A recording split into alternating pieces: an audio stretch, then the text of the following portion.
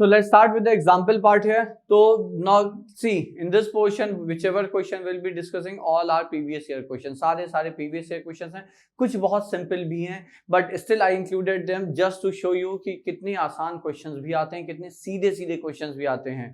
So वैसे भी coordinate geometry का जो portion है, I had been telling you all कि काफी simple in comparison to like algebra और calculus. ये उस sense में simple है कि अगर आप terms को like statement को as it is follow करते जाओ तो most of the times you will find the answer, you will get the answer. ठीक है, तो चलिए let's start with this with the discussion of previous year questions based on the theory part which we have already discussed. First question is, let S and S dash be foci of an ellipse and B be any point any one end of its minor axis. तो मान लेते हैं एक ellipse है, तो चलिए figure से ही शुरुआत करते हैं. और ये एक एलिप्स है, यहाँ पे हॉरिजॉन्टल एलिप्स हमने मान लिया. स्टैंडर्ड वही ठीक रहता है, जिसकी आदत है वही बनाना चाहिए. एस एंड एस डैश, ठीक है. Now one end of minor axis, तो हमने माइनर एक्सिस का एक एंड ये बी मान लिया. और फिर हम इसको मान लेते हैं ए. दो the equation is not given anywhere, but still अगर आपका जनरल केस का भी क्वेश्चन है, ठीक है, तो भी आप उसे यहाँ पे स्टैंडर्ड केस में कन्वर्ट करके सॉल्व कर सकते हैं, कोई प्रॉब्लम है नहीं.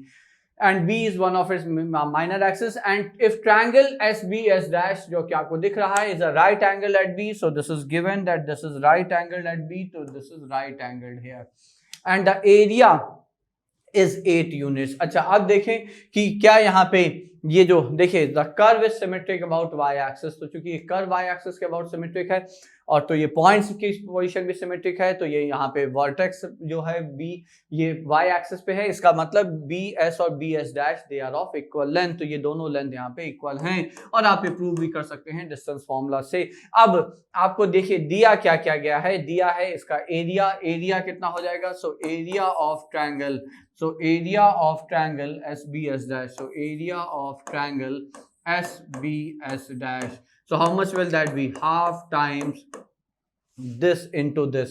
ठीक है, क्योंकि राइट एंगल है तो ये this into this आप सीधे बेस into हाइट कर सकते हो, दोनों ही सेम हैं. तो ये हो जाएगा आपका डिस्टेंस. अगर हम लगाते हैं तो ये if I assume it to be 0, b, distance formula के according this is a square e square plus b square बच्चों, isn't that? और ये एरिया आपको दिया हुआ है कितने unit, so this is given to be 8 unit. तो ये यहाँ पे आपको 8 यूनिट दिया हुआ है.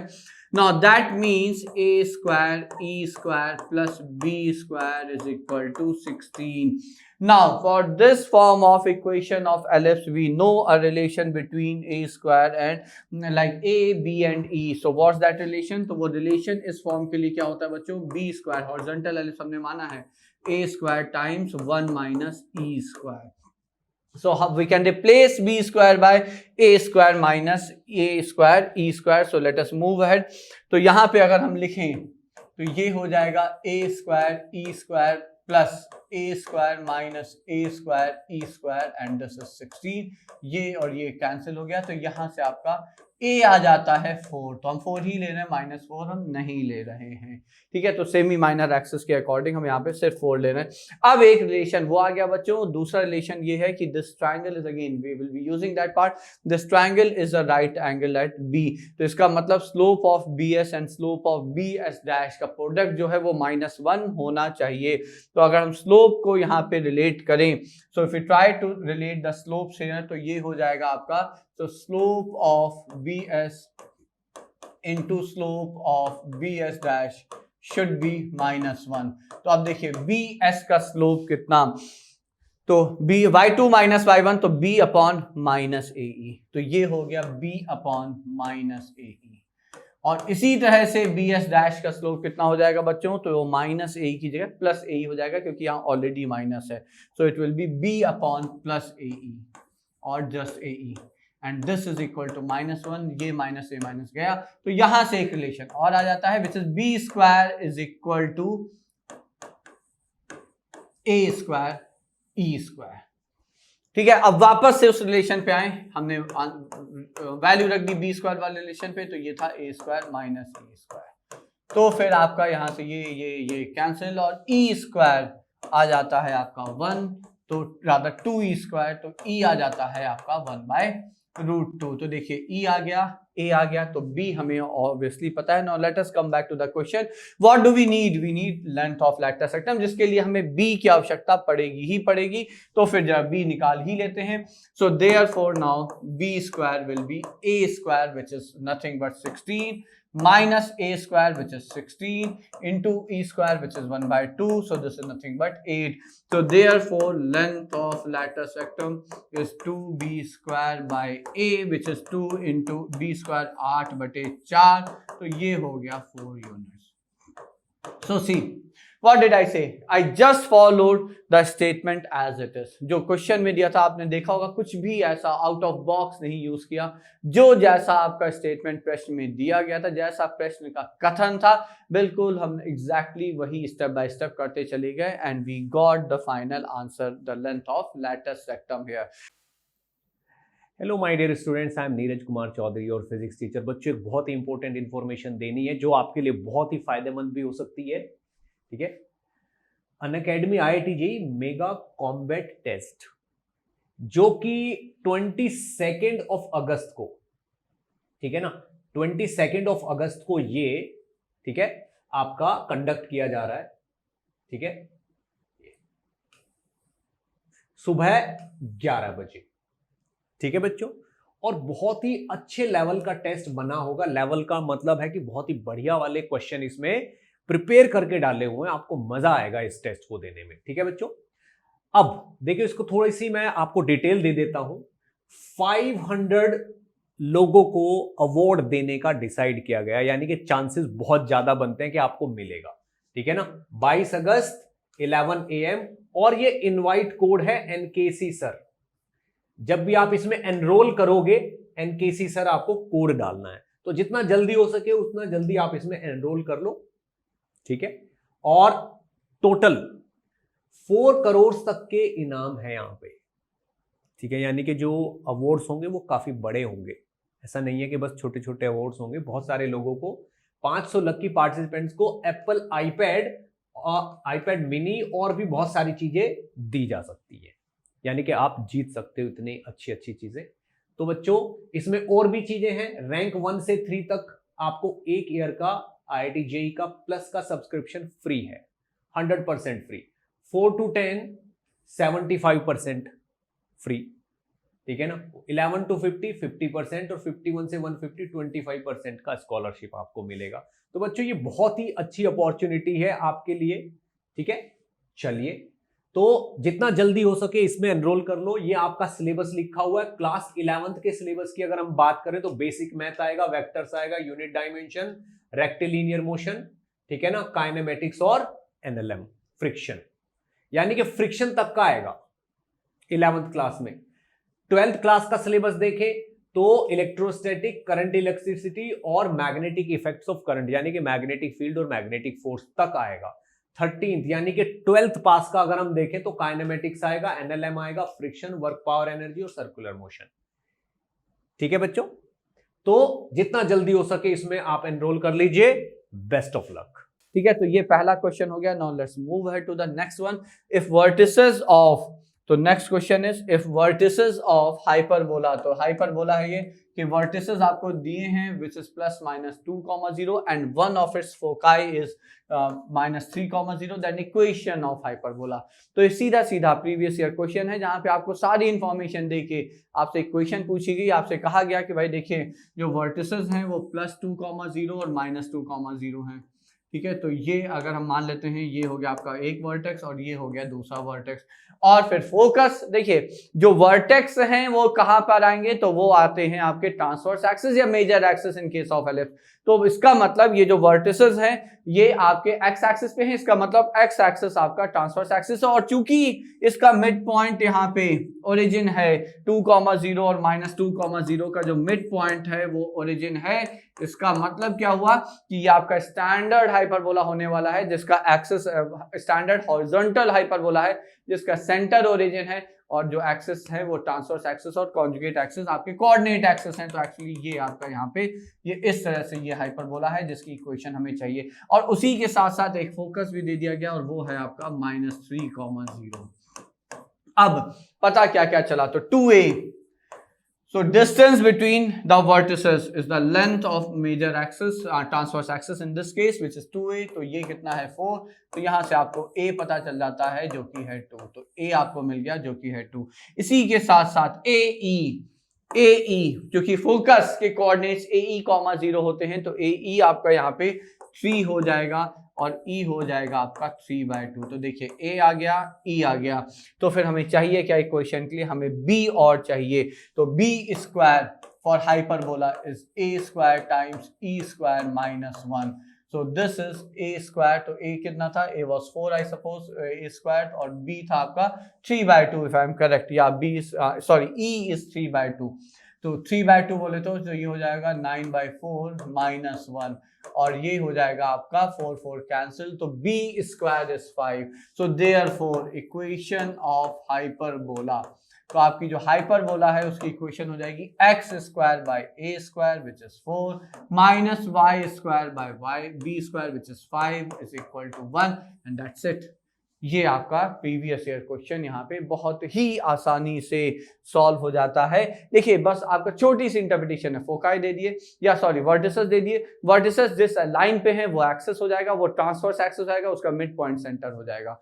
ठीक है, और उस एक्सेस के परपेंडिकुलर मिड पॉइंट सेंटर से पास करता हुआ दूसरा एक्सेस हो जाएगा. तो वहां से आपको ये अंदाजा मिल जाता है कि ये जो हाइपरबोला आप बनाने जा रहे हैं जिसकी इक्वेशन चाहिए वो स्टैंडर्ड हॉरिजॉन्टल हाइपरबोला है from the given information. So next question, third is if length of latus rectum of a horizontal ellipse, यहां दे ही दिया गया हॉरिजॉन्टल एलिप्स है, विद सेंटर एट ओरिजिन. लो ये भी खत्म हो गया, सेंटर भी ओरिजिन पे है. इसका मतलब standard x square by a square plus y square by b square equal to 1 है, जहां पे a is greater than b है, जहां पे a जो है वो आपका b से बड़ा है. तो लैटिस सेक्टम लेंथ जो है वो कितनी है बच्चों? वो 8 यूनिट है. And distance between foci is equal to the length of minor axis. We need equation of ellipse. तो चूंकि हॉरिजॉन्टल एलिप्स है, ये आपकी क्वेश्चन में दे दिया गया और स्टैंडर्ड ही फॉर्म है, तो हमने कर्व बना लेते हैं.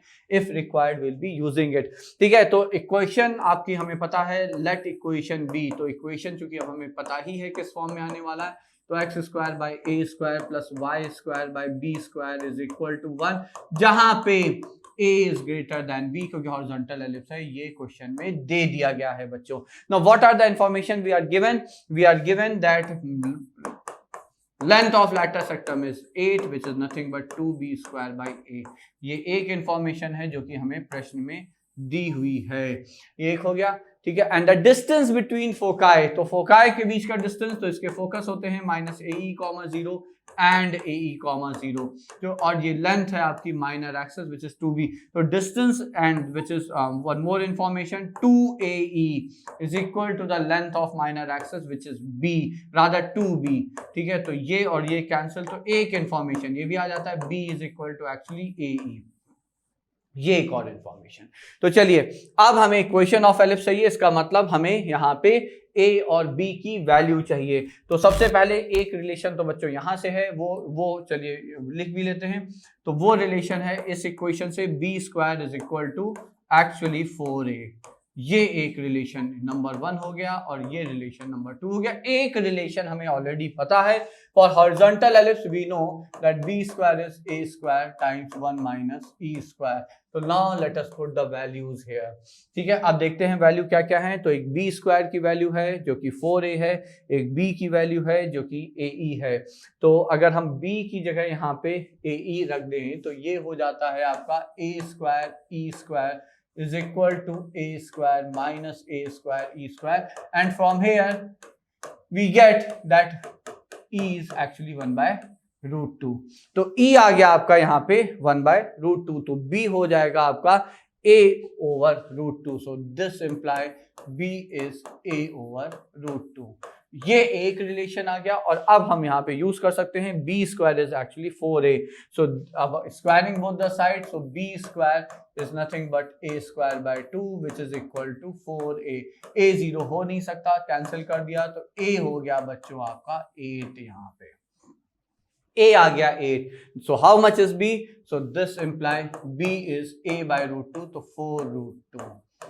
ठीक है, तो ये हो गया आपका ए और b. So therefore equation of ellipse, तो अब ए और बी आ गया तो फिर इक्वेशन आ गई। सो therefore equation of ellipse is, तो ये जो आपका एलिप्स है उसकी इक्वेशन हो जाएगी। And what will be the equation? X square by a square plus y square by b square which is equal to 1. So that's the required equation. Again a simple previous year question. वापस एक आसान सा ये प्रश्न था बच्चों। आगे ये भी थोड़ा आसान ही लग रहा है। For a hyperbola whose length of conjugate axis is given. So this stands for conjugate axis in our notation. As we had been discussing, तो हमें पता है ये conjugate axis का length है। तो conjugate axis length is 5 units and distance between foci is 13. Then eccentricity हमें चाहिए।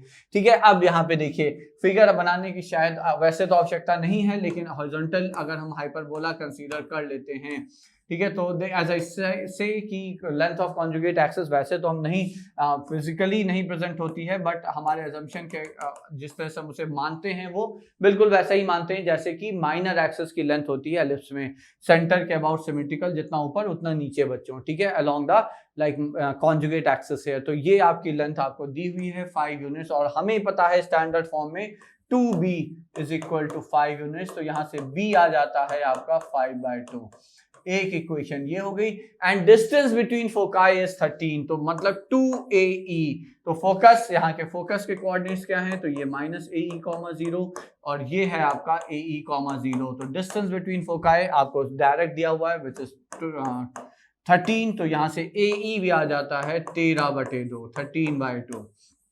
Now again using the relation between a b and eccentricity, तो वो रिलेशन क्या है? तो वो रिलेशन है आपका, so now we know that relation is B square is equal to A square E square -1। तो चूंकि ये दिया हुआ है तो a square E square minus a square. तो अब देखिए क्या कर सकते हैं, अब आ गया बी स्क्वायर की जगह आपने 25/4 लिख दिया, ए स्क्वायर ई स्क्वायर की जगह 169, तो ये हो गया आपका 25/4 is equal to 169/4 minus a square. तो ए स्क्वायर आ गया 169 minus 25, 169 minus 25 is 144/4 is 36। A हो गया आपका 6 यूनिट्स, ए हो गया 6 यूनिट, और हमें ई चाहिए था बच्चों, तो ए हो गया 6, तो ई आ गया, यहाँ पे वैल्यू रख देंगे। So eccentricity is, so therefore eccentricity is 13/2 into 6 which is 12।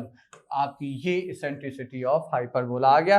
Check simple है, इसेंट्रिसिटी हाइपरबोला का है तो 1 से बड़ा होना चाहिए, और एलिप्स का है तो 1 से छोटा होना चाहिए। एटलीस्ट इतना तो हमें हमेशा जब भी इसेंट्रिसिटी कर्व के लिए निकालना है तो ये याद रखना चाहिए, और रखना होगा भी बच्चों। ठीक है, तो ये एक अगला हो गया। Now let's move to the next question. अगला है locus of mid points of the intercept cut by coordinate axis on tangents to this। So what is that? So this is actually our ellipse। ठीक है, तो ये जो आपको दिख रहा है यहाँ पे ये एलिप्स ही है। तो ये इसको जब हम 2 से डिवाइड कर लेते हैं तो थोड़ा स्टैंडर्ड फॉर्म दिख जाता है, तो y और a और b का जो है अंदाजा मिल जाता है। सो यहाँ पे आप लिख सकते हैं a है √2 और b है बच्चों 1, तो ये याद रखेंगे हम। ठीक है, अब क्वेश्चन ये कहता है कि एलिप्स के ऊपर, इस गिवन एलिप्स पे अगर टैंजेंट्स बनाए जाएं, ठीक है, तो उनके मिड पॉइंट का जो लोकस है, so locus of mid point of tangents that are intercepted by the coordinate axis. So let me show here in the figure. तो फिगर में अगर हम यहाँ पे शो करें तो कुछ ये है कि मान लीजिए ये आपने टैंजेंट बनाया, ठीक है, तो ये अगर टैंजेंट हमने बनाया तो इसका मिड पॉइंट अगर यहाँ आया, now this is the like intercept by on the tangent by coordinate axis AB। तो इसके मिड पॉइंट का लोकस चाहिए m, इसका लोकस पॉइंट का चाहिए, I assume that point to be h, k। तो हमें m का लोकस चाहिए बच्चों। ठीक है, तो ये हो गया आपका, ये क्वेश्चन हो गया। अब देखिए करना कैसे है, तो चूंकि टैंजेंट के इंटरसेप्ट का लोकस चाहिए, तो टैंजेंट के लिए फिर पहले let us write the equation of tangent. So any equation of tangent in slope form, obviously will be writing in slope form, is like y is equal to mx plus या minus, एक ही consider करते हैं locus चाहिए तो वो अपने आप अपने कंसीडर हो ही जाएगा। a square m square, so this is 2m square plus b square plus 1. So this is equation of tangent to this ellipse for any slope m, किसी भी स्लोप m के लिए टेंजेंट है, ठीक है। अब यहाँ पे आप देखें कि हमें ये इंटरसेप्ट अगर a और b आ जाएं तो मिड पॉइंट के सेक्शन फॉर्मूला का जो मिड पॉइंट फॉर्मूला है उसकी सहायता से फिर हम h, k का लोकस m का लोकस निकाल सकते हैं। So let us get first point a which is the point of intersection of tangent with the y axis, मतलब हम x की जगह 0 रखेंगे। So therefore point a is, ठीक है, y एक्सिस के साथ है तो x की जगह 0 रख लिया, तो y कितना आ गया, तो टेंजेंट में अगर हमने x को 0 रख लिया तो y आ गया square root of 2m square plus 1। तो ये हो गया आपका point a, the point of intersection of tangent with the like y axis. Similarly अगर हम x axis के लिए जाएं तो यहाँ पे हमने b है, b पॉइंट के लिए आप y 0 रखेंगे तो x आ जाएगा और x यहाँ पे आ जाएगा। सो फॉर पॉइंट b, तो पॉइंट b हो जाएगा आपका, आपने y 0 रखा तो ये हो जाएगा square root of 2m square plus 1 over m, isn't that, है ना बच्चों, ये आ जाएगा आपका, क्योंकि जब आपने ये 0 रखा ये उठ के लेफ्ट साइड गया, माइनस साइन आया, फिर आप m से इसे डिवाइड कर देंगे तो ये x आ गया। अब हमें क्या चाहिए, we just need the mid point, so therefore the mid point of m, so sorry ab, so therefore the mid point of ab, m is in दोनों का x1 प्लस x2 बाई 2, तो ये हो जाएगा minus 2m square square root of 2m square plus 1 by 2m comma square root of 2m square plus 1 by m। But हमने तो इस point को h कॉमा k मान लिया था, ठीक है। तो अब यहाँ पे देखिए, so how much is h here, so this imply आपका जो h है वो हो गया minus square root of 2m square plus 1 by m by 2m, so there is no 2 here, तो ये 2 नहीं था, ठीक है। और इसी तरह से एंड k इज, तो k क्या हो जाएगा, k हो जाएगा so is 2m, what am I doing, ये 2m नहीं है नीचे बच्चों, सिर्फ ये 2 है, ठीक है। तो k हो जाएगा आपका square root of 2m square plus 1 by 2, ठीक है। अब यहाँ पे अगर हम चाहें तो m निकाल सकते हैं, कैसे, if I divide h by k, अगर हम h को k से डिवाइड कर दे बच्चों तो क्या आएगा, so now if I write h by k what will we get, ये और ये कैंसिल हो जाएंगे, 2 और 2 कैंसिल हो जाएंगे, ये आ जाएगा माइनस 1 बाई m। तो यहां से आप कह सकते हैं कि जो m है वो हो जाएगा minus k by h।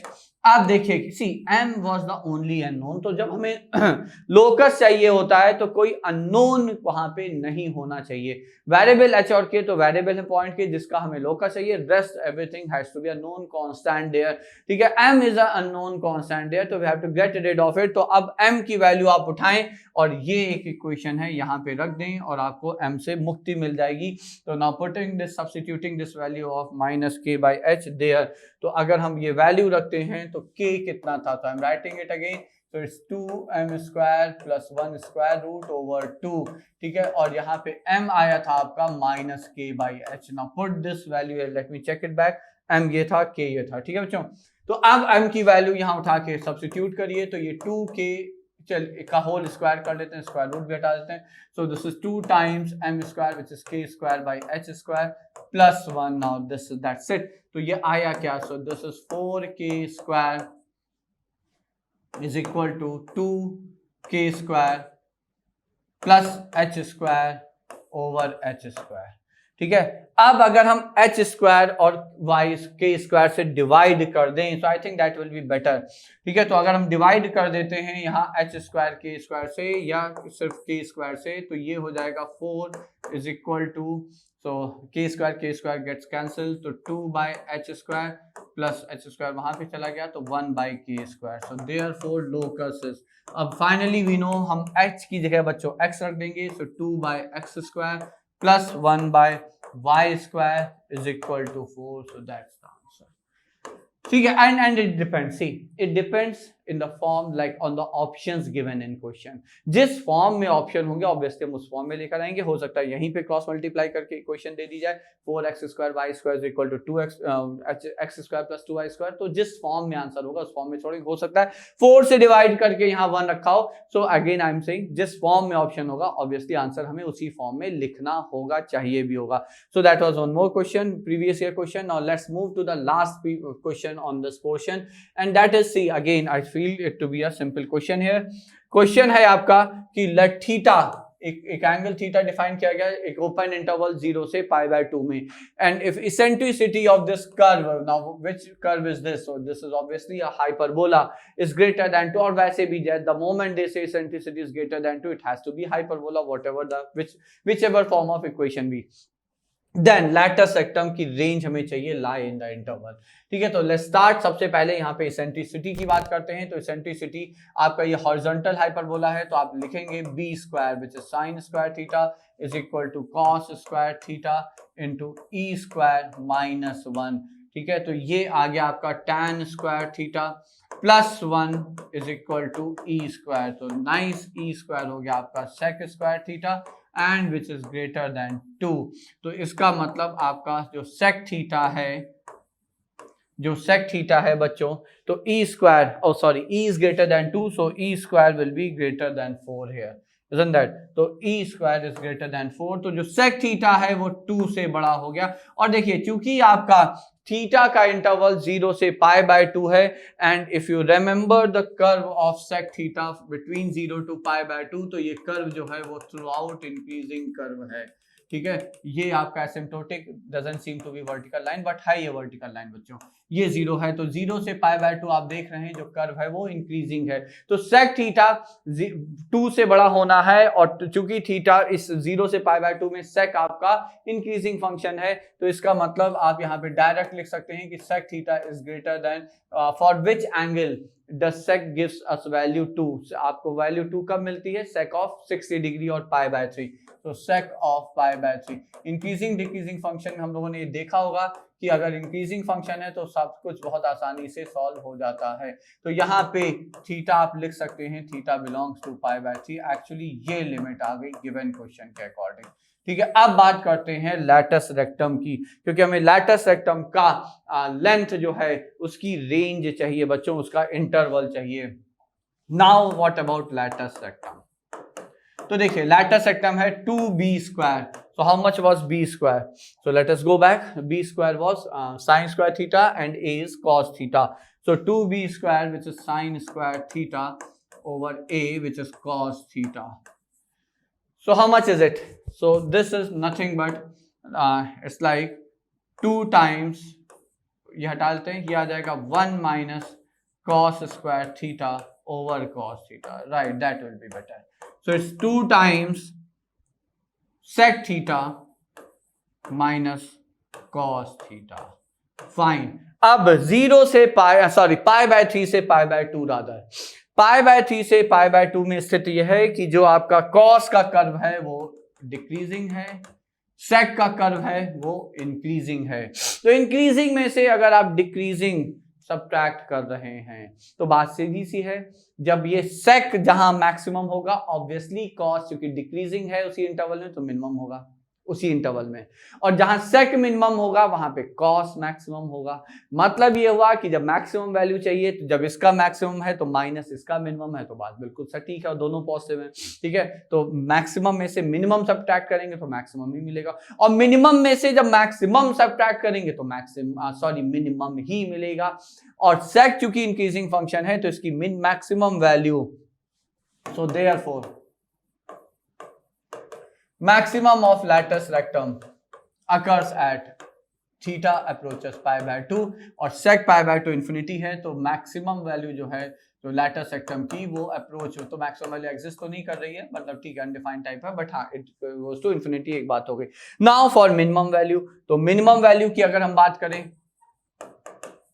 Minimum of latus rectum, ठीक है, वो कहां पे आएगा? On the left end of the interval, क्योंकि मिनिमम sec थीटा इंक्रीजिंग है तो मिनिमम होगा लेफ्ट हैंड पे, और कॉस डिक्रीजिंग है तो मैक्सिमम होगा लेफ्ट हैंड पे, ठीक है। तो 0 और 1 पे, तो at theta is equal to sorry pi by 3 पे, तो पाई बाय 3 पे, सो लैटिस सेक्टम कितना हो जाएगा, so latus rectum length will be 2 times sec pi by 3 which is 2 minus cos pi by 3 which is half, तो ये कितना हो गया 4 minus 3 by 2 which is 3। So therefore आ गया interval, so therefore interval in which lattice sectum lie, in which the length of rather lattice sectum lie is 3 to infinity, ये हो गया आपका both the ends are open, reason pi by 3 पे भी आपका open है और पाई बाय 2 तो ओपन एंड था ही क्वेश्चन में।